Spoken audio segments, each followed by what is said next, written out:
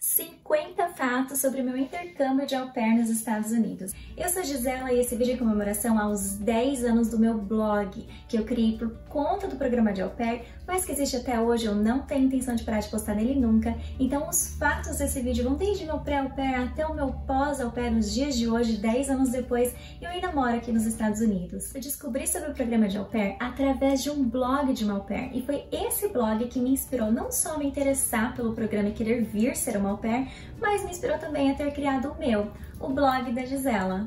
2010 foi o ano que eu descobri sobre o programa de au pair e o ano que eu decidi que eu iria ser uma au pair nos Estados Unidos. Daí eu já criei meu blog, fiz o primeiro post no dia do meu aniversário de 23 anos, porque 10 anos atrás quase toda futura au pair fazia um blog para compartilhar o processo até chegar aqui nos Estados Unidos. Eram poucas as meninas que continuavam postando quando elas chegavam aqui e estavam sendo au pairs. As que postavam alguma coisa de vez em quando era mais sobre alguma viagem ou algum assunto específico, tipo rematch. Já eu fazia um resumo sobre como foi o meu mês e postava sobre todos os assuntos que aconteceram mensalmente. No começo era mais como uma forma de atualizar minha família e os meus amigos no Brasil sobre as minhas experiências aqui, já que as redes sociais ainda não eram tão fortes e tal. Mas daqui a pouco eu gostei tanto da ideia de ter ali registrado as coisas legais que eu estava vivendo, que eu continuo postando até hoje.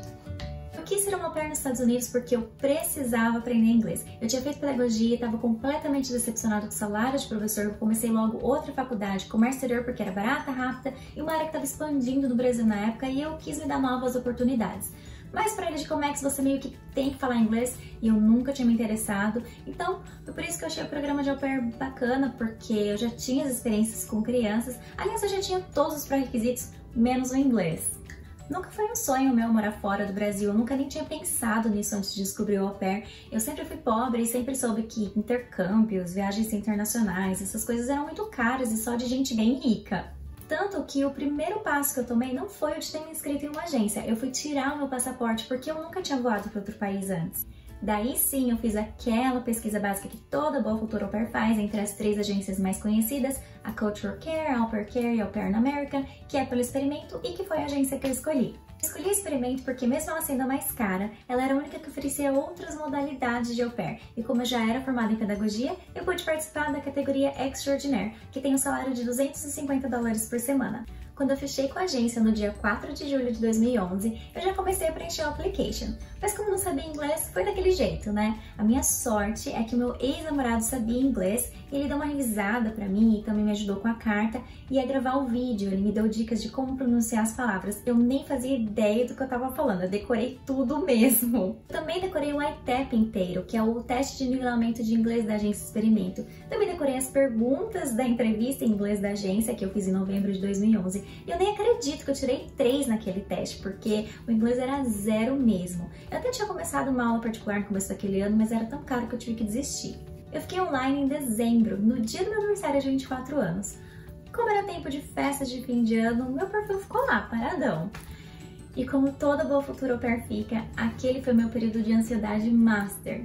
Ter que esperar pelas famílias entrarem no meu application. 20 dias depois de ter ficado online, já era janeiro de 2012, a primeira família apareceu. E olha só, eles queriam uma au pair extraordinaire porque a mãe era divorciada, trabalhava muito, precisava de alguém que pudesse ajudar os 2 filhos de 9 e 12 anos com as lições da escola. E claro que depois que ela conversou comigo, tentou conversar comigo por telefone, já me descartou na hora.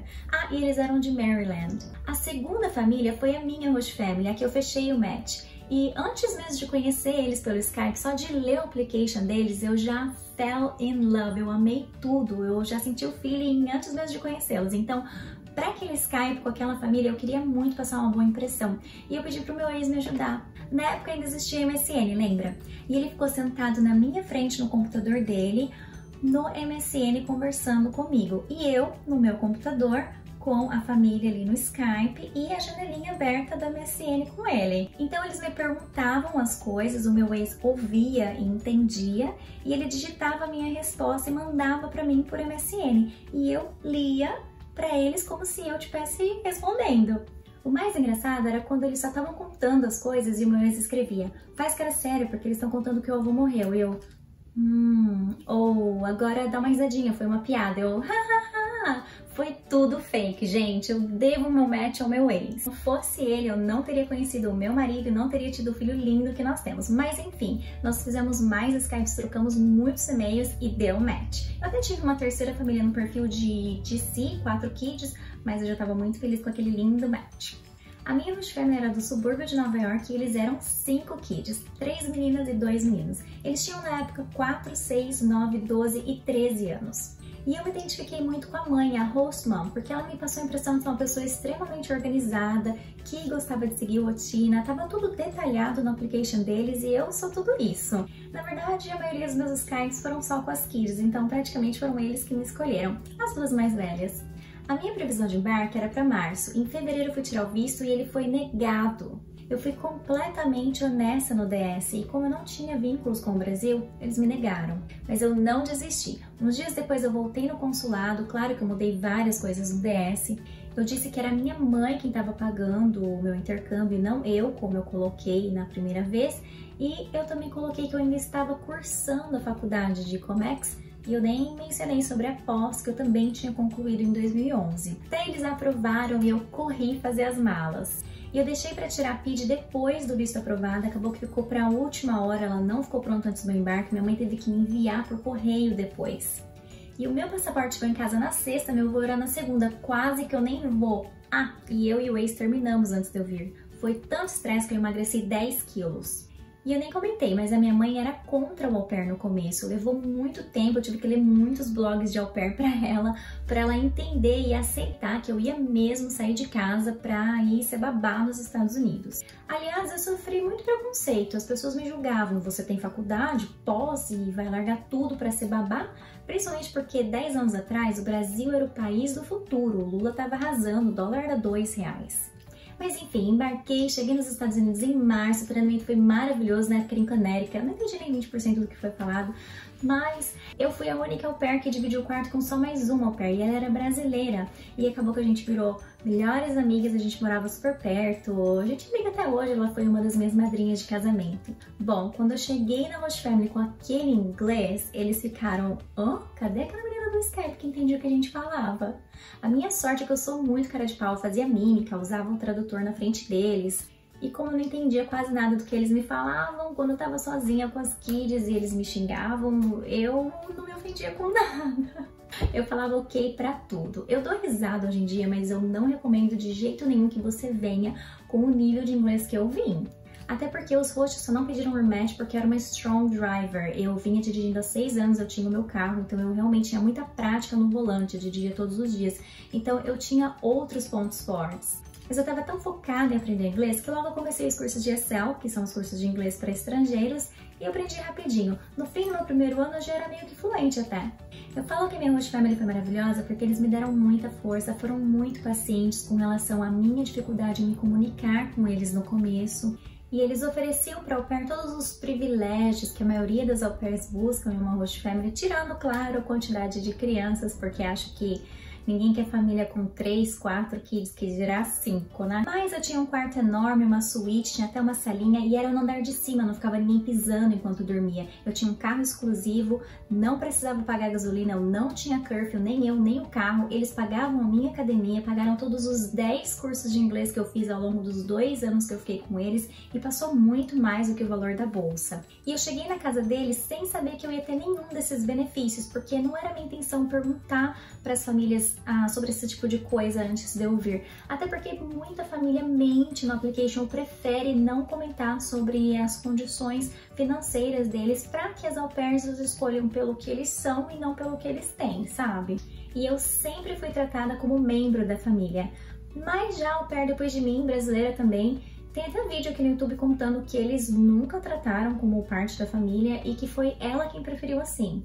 O que eu tô querendo dizer é que para que a sua experiência seja a melhor possível, tem que partir de você também. Eu deixei eles participarem da minha vida pessoal, me mostrei interessada nas coisas que eles estavam vivendo. Eu gostava de participar da vida deles no meu tempo off também, e foi isso que ajudou meu inglês a evoluir tão rápido. E não foi porque eu gastei meu tempo off ficando de hangout com as kids que eu deixei de curtir meu intercâmbio, não. Eu sempre vi as minhas amigas, viajei para 20 estados nos meus 2 anos de au pair e ainda fui para Bahamas com o Host Family e para o Canadá, onde eu revi a minha mãe porque ela teve visto negado 2 vezes tentando vir me visitar. Eu conheci o meu marido ainda no meu 2º mês aqui, mas a gente só foi ter o nosso primeiro date oficial no meu 9º mês, assim que eu decidi estender com a mesma Host Family por mais 1 ano. E durante o meu 2º ano a gente já estava namorando sério. Quando meu 2º ano estava perto de terminar, eu comecei meio que a me desesperar. Eu não acreditava que já tinha passado quase 2 anos e eu não conseguia me ver de volta no Brasil ainda. Então eu decidi trocar o meu status de J1 para o B2 e fiquei como turista com a Host Family por mais 2 meses, até o fim do ano letivo das Kids, fim de junho de 2014. E foi aí que o meu marido, na época namorado, me fez o pedido de noivado e eu decidi ficar para morar aqui porque eu disse yes. A Gisela vai casar com o americano só para ficar nos Estados Unidos. Eu comecei a escutar essa frase antes de eu ter ficado noiva, antes mesmo do meu programa de au pair ter encerrado e eu ter trocado meu status pro B2. Quem me conhecia mesmo sabia que meu relacionamento era de verdade. Eu não tinha segundas intenções. Eu vim pra cá para aprender inglês, para voltar e trabalhar com comércio exterior para eu ganhar mais do que eu ganhava como professora. Mas acabou que eu resolvi voltar para o Brasil. Passei o mês de agosto lá, tirei o visto F1 e voltei como estudante em setembro daquele ano, 2014. E eu queria mesmo era ter feito um mestrado, mas era muito, muito caro e naquele semestre nem faculdade eu consegui pagar. Eu fiz um curso que dava crédito só para manter o meu visto, o TESOL, um curso para ser professora de inglês. E eu usei o dinheiro restante que eu tinha juntado do au pair para comprar um carro. Eu comprei um New Beetle, usado, claro, paguei $6.000. Eu comecei a trabalhar como nanny para uma família que eu encontrei no Care.com e eles eram o oposto da minha Host Family. Não no sentido de não serem tão bons quanto, porque eles também eram maravilhosos, mas no sentido das características mesmo. Eles tinham 4 kids, todos pequenos, as gêmeas tinham acabado de nascer, a mãe era stay at home, eles eram judeus, tudo ao contrário do que eu tinha vivenciado. Na Host Family, as kids tinham entre 4 e 13 anos quando eu cheguei e entre 6 e 15 anos quando eu saí. Nessa família, eles tinham entre 0 e 6 anos quando comecei e entre 4 e 10 anos quando eu saí. Eu acabei trabalhando para eles por 4 anos, entre 2014 e 2018. Quando eu era au pair, eu trabalhava poucas horas durante o dia porque os 5 iam para a escola o dia todo e eram poucos os fins de semana que eu precisava trabalhar. Como o salário de au pair é fixo, quanto menos horas trabalhamos, melhor, né? Já como nene, eu ganhava por hora e como as kids eram pequenas, eu trabalhava muitas horas por dia. Mas quanto mais horas eu trabalhava, mais eu recebia no fim da semana. Eu recebia entre 800 e $1.000 por semana. Mas mesmo assim eu tive que desistir de fazer o mestrado porque era $30.000 por ano e eu tinha várias outras despesas. Eu acabei fazendo pedagogia de novo e a minha faculdade aqui durou 2 anos e meio. Entre o começo de 2015 e o meio de 2017, eu consegui eliminar só um semestre com os créditos que transferi do Brasil. E eu pagava $6.000 por semestre como estudante internacional. E mesmo enquanto eu estudava e trabalhava o dia inteiro, eu arrumei tempo para viajar e até o fim de 2015 eu visitei os outros 30 estados. Sim, eu já conheci os 50 estados dos Estados Unidos. Eu me casei no fim de 2016, a gente teve a nossa cerimônia religiosa no Brasil, a mãe e os irmãos do meu marido conheceram São Paulo, o Rio de Janeiro, e a gente teve uma festa de casamento em Nova York no dia do meu aniversário de 29 anos, a qual minha mãe conseguiu o visto na 4ª tentativa para vir, e o meu irmão não veio, porque adivinha, teve visto negado. A nossa lua de mel foi no México e foi tudo um sonho. Aquela foi a nossa única viagem do ano porque a gente usou 2016 todo pra juntar dinheiro pros casamentos porque a gente quis casar sem dívida, sabe? Eu apliquei pro Green Card ainda em 2016 e recebi em 2017. Tanto que o meu último semestre da faculdade eu paguei como residente e foi só $2.000, ou seja, economizei 4.000, né? E a gente não teve nenhuma pergunta na nossa entrevista. Eu tinha mandado tanta foto que eu acho que eles nem precisaram questionar a nossa relação. Eu consegui o meu primeiro emprego registrado assim que eu me formei na faculdade aqui, na pré-escola que eu fiz estágio no último semestre da faculdade. E eu trabalhei nela por 1 ano de manhã e continuei indo pra família à tarde, já que todas as 4 kids já estavam indo pra escola também. Então, em 2018, eu já estava com 30 anos, 1 ano casada, eu engravidei do meu filho, o Nicolas. Peraí.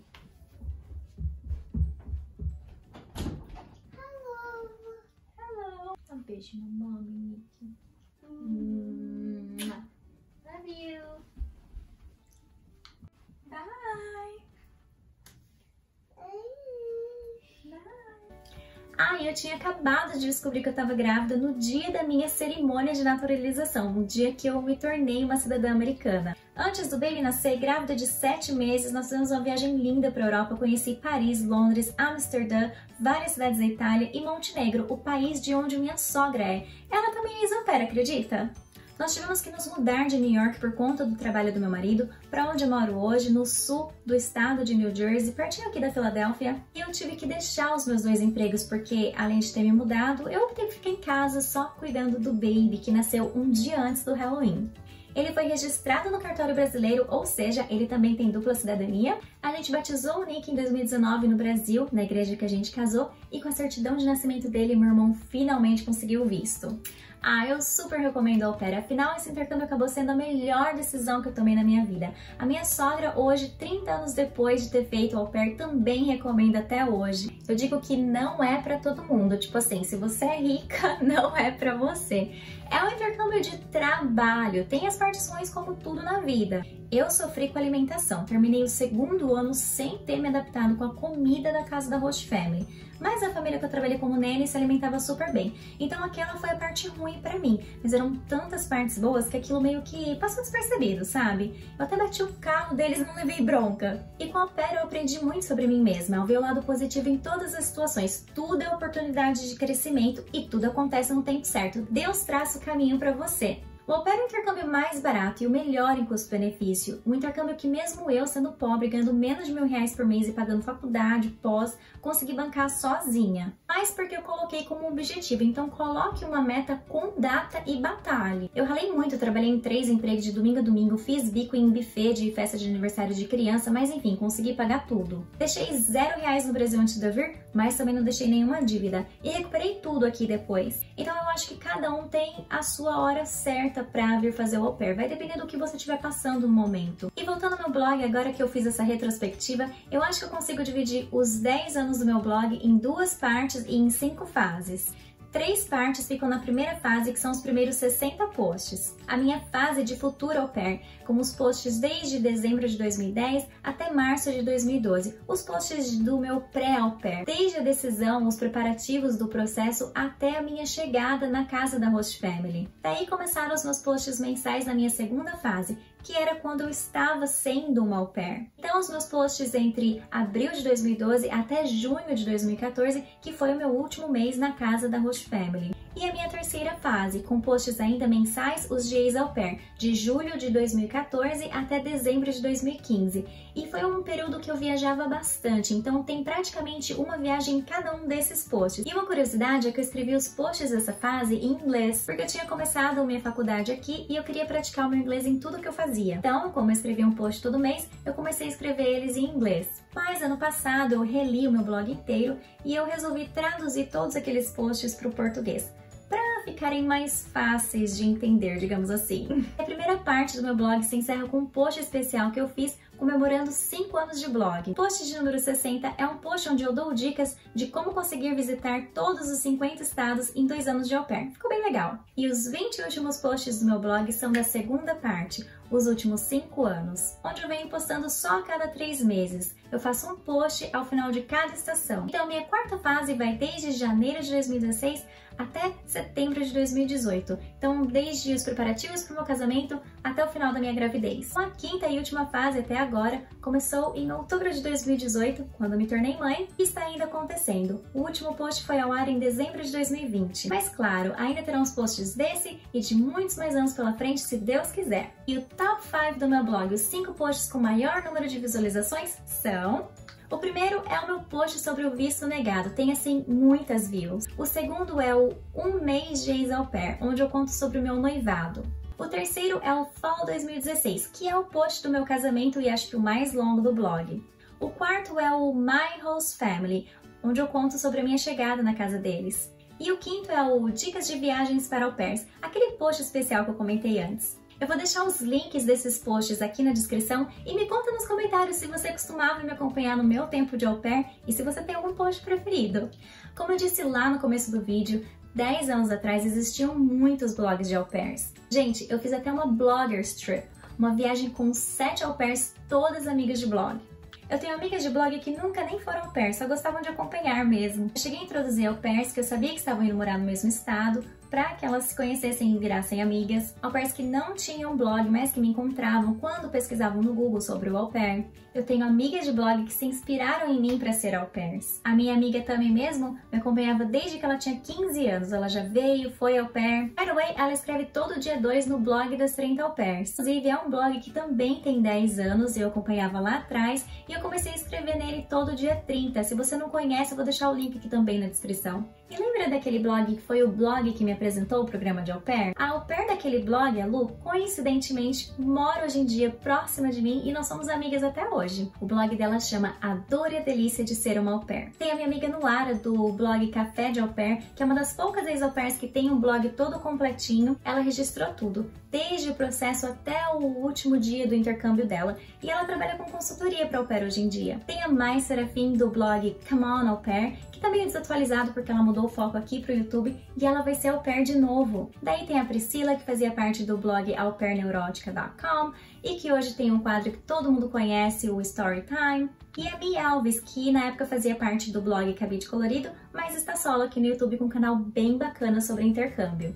Bom, como projeto para 2021, eu tô no processo para me tornar uma LCC. Vamos ver se esse ano vai ser melhor para as au pairs, para as agências, para as futuras LCCs. Você acha que eu me sairia uma boa LCC?